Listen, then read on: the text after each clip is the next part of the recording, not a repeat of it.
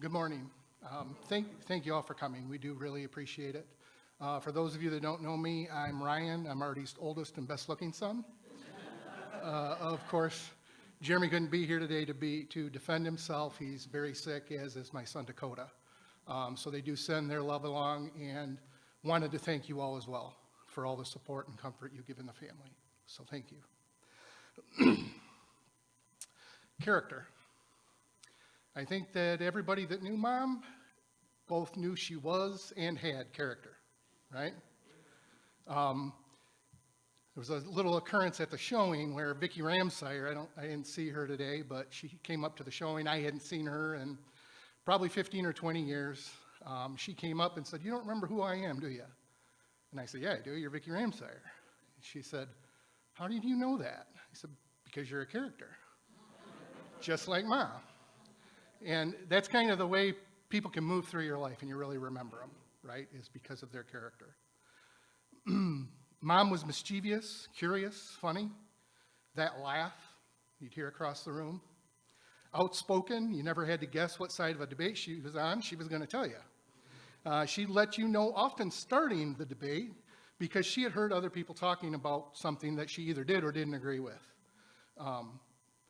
And of course, along with the laugh, her voice only had one volume and you could hear her across the room with what she was talking about. I remember it happened more than once, sitting in a restaurant, just minding my own business with her, and somebody at the table next to us had started onto a topic that she had very strong feelings about. And she would turn, on many occasions, "That's the dumbest thing I've ever heard," and turn right back to what we were doing. Character, right?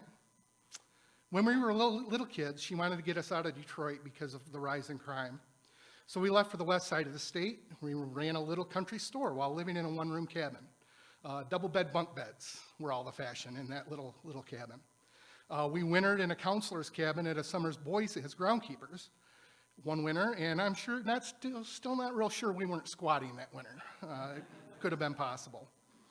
Then we moved to a house where we had to insulate the walls and put up visqueen up as if it were drywall, overlooking Upper Hamlin Lake to help out the get-goods. For those of you that have spent any amount of time with my mother, have heard stories about George and Ethel Getgood. They were an older couple that we had met because of the store that we ran, and they needed some assistance, but also we needed their assistance. So we stayed in the upper house, is what it was called, was the house that they had built in order to build the lower house next to the lake. And we spent quite a bit of time there. George was a former vice president of Standard Oil, and Mrs. Getgood was one of the head librarians of the New York City Library. They were the closest things to aristocrats I've ever met. Mrs. Getgood was a huge member of the Audubon Society. There are several articles written about the research work that she's done on Hamlin Lake regarding birding. And she taught that love of birding to Mom. And from that day forward, Mom always had a love of birds. She became a very avid birder, always talking about what was on her life list, although she never wrote the life list down. So pretty much every bird she saw was on her life list, either past, present, or future. Don't know if you know a whole lot. That's not really how it works, but it did for her. So after we lived there for a while, we moved to a family campground, Camp Timber Surf, and we ran that for 4 years. She taught us the value of hard work and what getting an allowance meant. We were allowed to eat the food that was provided. We were allowed to sleep indoors, and we were allowed to use the heat and the electricity. To earn these allowances, we were taught how to clean a public bathroom, how to empty the 5 different garbage can stations throughout the campground 3 times a day, pest removal, for those of you that know what that was about, general grounds work, cleaning the fish house, the honey wagon. There's nothing sweet about a honey wagon. These are things that we did for our allowance. Now, the only monetary compensation we were allowed was that she would pay us a penny apiece for cigarette butts that we picked up around the campground. But there were 2 rules. We could not kick over a fire pit and collect all the butts that were flipped into it from the night before. And we couldn't touch any of the Virginia Slims Menthol Light 120s cigarette butts because those were her cigarette butts. And those didn't count towards the penny apiece. We were only allowed free-range cigarette butts. While staying there, she taught us to swim, taught us to have fun. And all through our childhood, she didn't want us to lose touch with our family down in Ohio, so she'd send us down there every summer for a month, where we spent the summer with Aunt Jen, where we learned where actual real hard work occurred down on the farm. We learned all these things: birding, earning our keep, importance of hard work, because she taught us character. She also taught us to be proud of our accomplishments because she was always proud of our success. And while she was a proud person, she was not too proud to ask for help when she needed it. So when she needed it, she asked, and we moved back in with my grandpa and grandma and stayed there for another 4 years because she wanted to make sure we were safe and well taken care of. She worked 3, sometimes 4 part-time jobs to make ends meet and give us what we needed. Worked at Sabrin's Pharmacy, Village Inn, the Lewitt Hotel, occasionally at my brother's bar. Whatever she had to do to take care of us, she did. Character. Fearless. Standing just under 5 foot tall. Okay, so she told everybody she was 5 foot and 3/4 inches. Anytime anybody would listen, I contend that she found an either very tired, very generous, or very drunk doctor that day. And that's what she went with from then on. She was never over 5 foot tall. But even at that short height and mild of stature, I saw her several occasions toss an unruly person out of one of those bars, swearing that guy's never setting foot in this bar again, only to forgive and forget and be taking care of that patron the very next weekend. Because while a little judgmental and extremely outspoken, she was quick to forgive and forget, quick to love, and quick to protect. Character. Tending bar is where she met Jim, her husband of nearly 30 years. They worked together, golfed together, traveled together, made a life together, surrounded by friends and family. Family. There was nothing more she loved than spending time with family, except maybe the casino. It was all about the kids. Didn't matter whose kids, as long as there were kids running around, raising cane, kicking up dirt, sweating, a little bit of blood was okay too. She loved to have them around. Of course, they did have to endure her biting their cheeks whenever she felt like it. But they always knew that they could get away with anything as long as Aunt Artie was around. She also helped raise my son, Dakota. There were weeks in the summer that he would sleep at Nana and Papa's more nights than at home. He cherishes those moments to this day. He was very fortunate to spend that extra time with her. He learned a lot of the same lessons I learned in life from the same person I learned them from.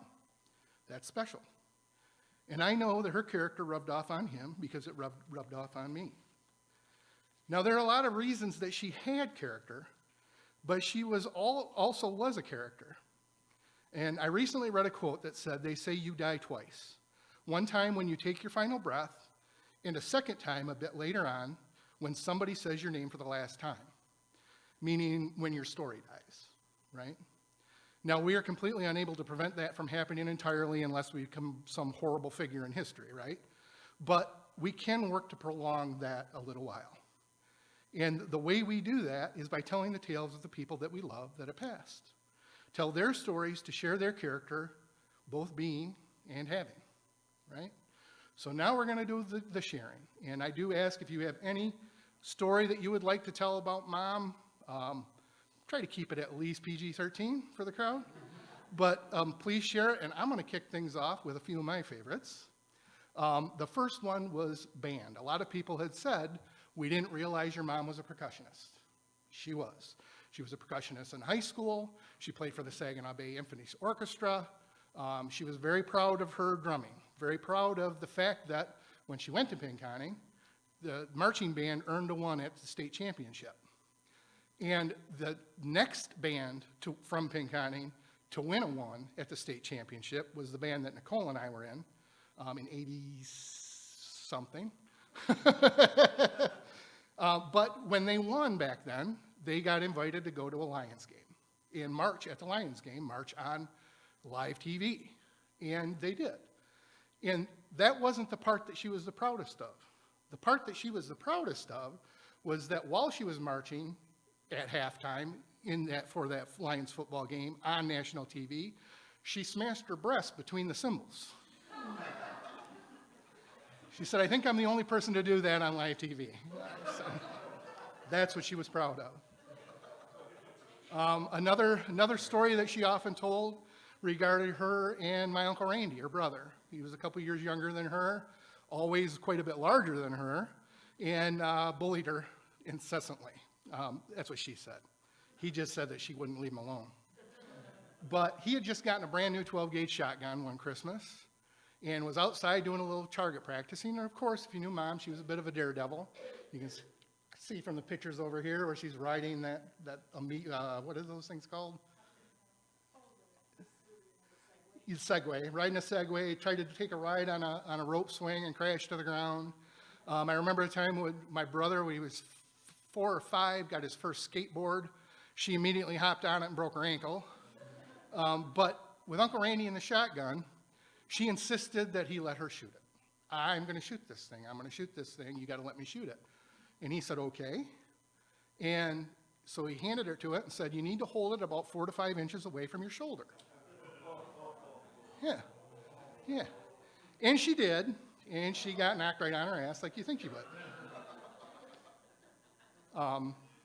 There is, and I don't know if anybody here knows the story. I don't know it. I just came across it. But there was, I think it must have been a Ping County marching band gang called the Big Five. Does anybody know about the Big Five? Apparently there was a group of her classmates that called themselves the Big Five. And at 4'11", I don't understand how they got the name Big, but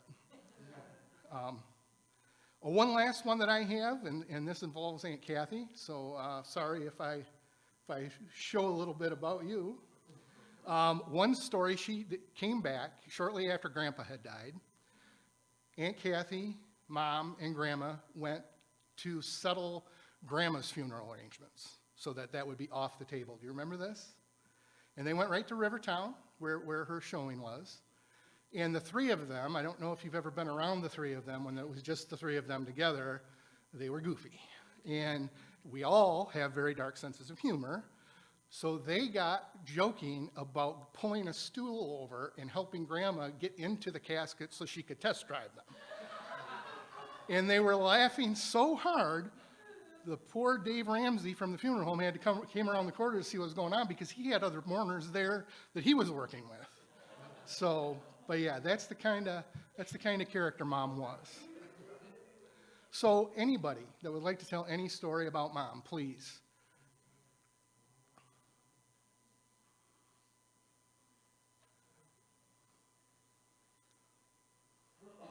I had stuff written down and all nice, and I left my phone somewhere, so it's going off my mind now. Yeah, it's not good. It's not good.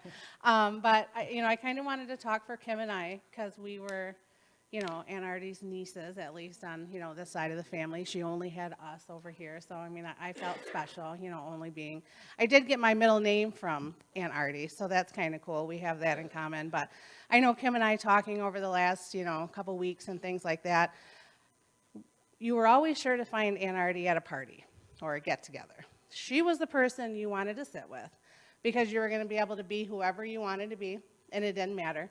You were going to get all the family information that you may have missed out on over the last couple months or so, and you were sure to hear that laugh, that contagious, rambunctious, bouncing off the walls, oh yeah, all the time. You hear that from Aunt Artie. So, those are just some of the small things that I remember and cherish as being one of her nieces. The other thing that kind of hit me the other day thinking about this, Aunt Artie, you wouldn't, and I definitely am not trying to be disrespectful, but in describing my aunt, I would never say she was godly. She wasn't a godly person. Did she believe in God? Absolutely. Did she go to church? Did she love? Yes, all of those things. But thinking of her sitting and praying and listening to hymns, it just wasn't, she just didn't equate. But anyways, thinking about her, some of the fondest times over the last probably 20 years I have of her, she was always my biggest cheerleader. She was always in my corner, cheering me on. You can do it, you can do it, you can do it. When I didn't think I could, when there was no way I was going to get through whatever situation I was in. You can do it. You can do it. She would see me at my worst and love me until I was out of my worst. She was one of the very few people in my life that saw my struggles as an only parent and never ever put me down for it, but respected me for it. She saw my struggle, and she respected my hustle. She respected my perseverance, because that is one of the things that she taught us, to persevere, to never give up. So in thinking all of that, it kind of hit me that without even trying, without even knowing, she was one of the biggest examples of God's love and grace and forgiveness of any of the people that I've ever had in my life. And I've had some pretty godly women in my life. She ranks right up there. So now I would describe my aunt as godly, because she showed us how to live, how to love, how to take care of each other, and how to be there for one another. So I will remember that forever, and I'm definitely going to miss her cheering.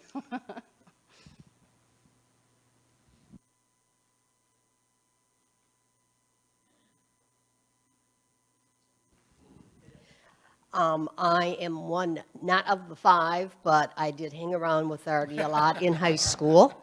I look at those pictures from the two-room schoolhouse up there. I'm in the biggest one, because that was the whole school. The first one, it was just the 5th grade through 8th grade.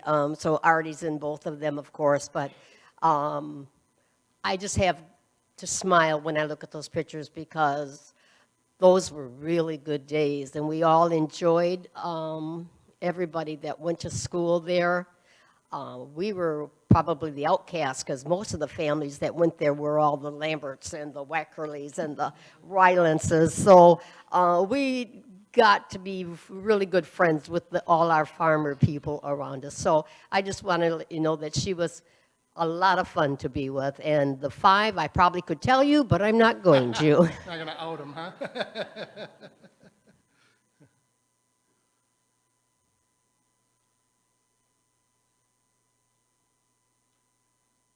Anyone else? I didn't know Artie well, but she was a joy to be around. It seemed like we would be coming to church at the same time every morning and getting out of our cars, and I would always greet her, and she would always stay for hang time and was very accommodating, nice to talk to. And we do the Franklin Graham's Operation Christmas Child boxes every year that go around the world. And she gave a generous donation to me this past year to help with hygiene items for the children, and I really appreciated that.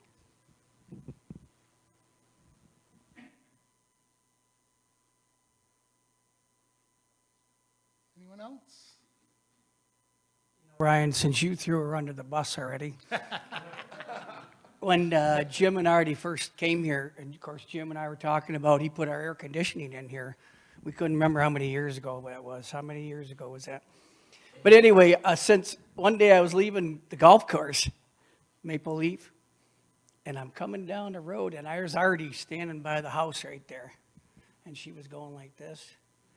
And so I laid the horn on her. Toot, toot! She goes. So the next week, she was more embarrassed. But anyway, the next week, I saw her. I said, hey, I saw smoke coming out of your garage the other day. You okay? Anyway, I just had to say that because it's one of my memories of her. I don't know how many years ago that was. But Thank you. Anybody else? Okay. Well, thank you all for sharing very much. I appreciate that. I've decided I'm not going to mourn her passing anymore. I need to be grateful for it, because my pain is a very small price to pay for her peace.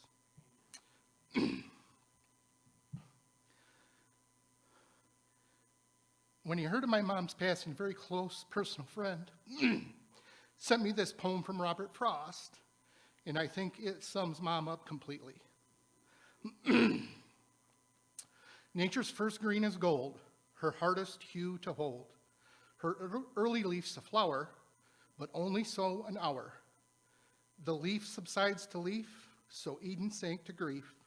So dawn goes down today, nothing gold can stay. Thank you.